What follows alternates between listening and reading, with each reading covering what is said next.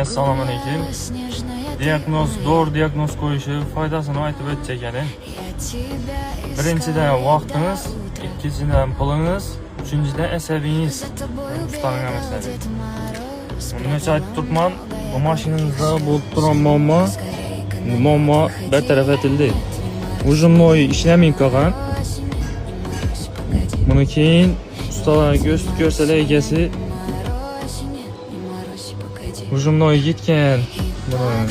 Ujumnoy qo'yish kerak deb, ujumnoy qo'yish uchun yo'q deganda 1 million rasxod bo'l kerak-da. Buni keyin ustalarimiz bilan to'g'ri diagnoz qo'yib tekshirib ko'rsak, oddiy shu bilan chiqdi. 7 kamaga ketgan, shu hisobini bu yerdan havo so'rib ishlamaydi.